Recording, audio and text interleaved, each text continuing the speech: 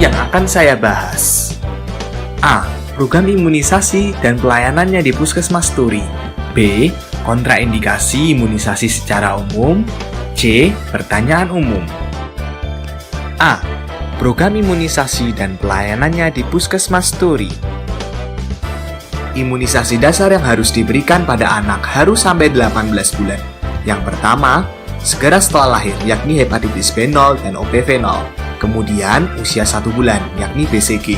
Kemudian usia 2, 3, dan 4 bulan, yakni pentabio yang berisi hepatitis B, DTP, HIV, dan ditambah imunisasi polio. Lalu usia 9 bulan, yakni MR. Dan usia 18 bulan, yakni MR dan pentabio. Adapun penambahan imunisasi yang dapat diberikan adalah PCV dan influenza. Tata laksana imunisasi di Puskesmas Turi. Yang pertama, memastikan anak dalam kondisi sehat untuk diimunisasi.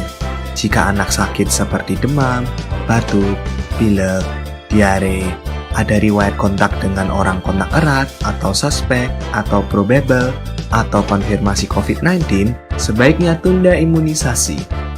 Yang kedua, memastikan orang tua atau pengantar dalam keadaan sehat ke puskesmas, tidak ada batuk, pilek, demam, dan lain-lain, dan tidak ada riwayat kontak dengan orang kontak erat atau suspek atau probable atau konfirmasi COVID-19.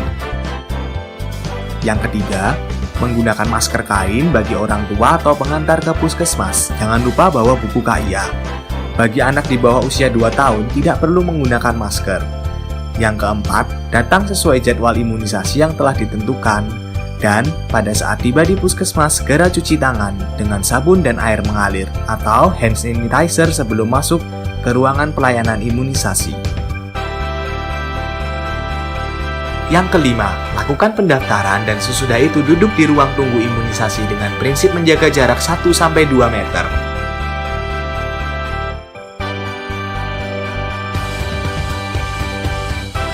Yang keenam, sesudah pelayanan imunisasi di puskesmas, cuci tangan pakai sabun dan air mengalir atau dengan hand sanitizer.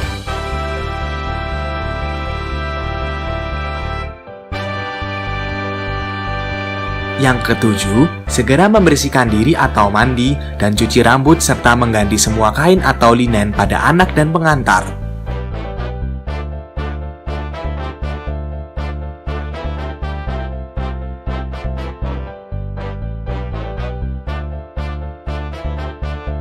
Dan yang terakhir, simpanlah buku KIA dan hubungi tenaga kesehatan bila terdapat keluhan setelah imunisasi.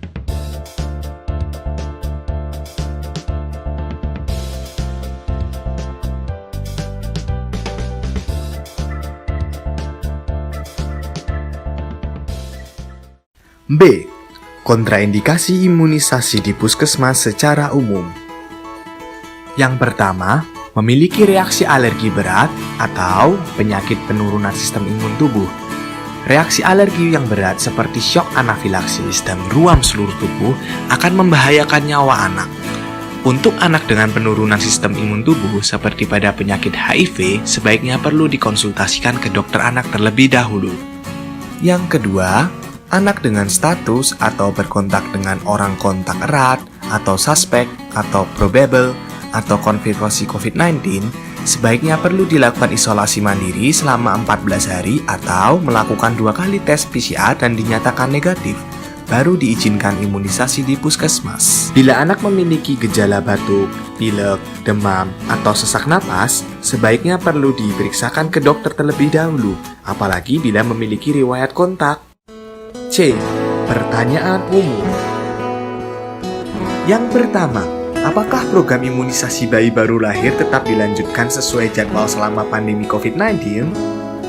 Ya, mengingat bahwa secara umum, kelahiran di fasilitas kesehatan harus tetap dilayani, imunisasi bayi baru lahir seperti hepatitis B0 harus tetap menjadi prioritas, dan imunisasi harus diberikan sesuai dengan jadwal imunisasi nasional.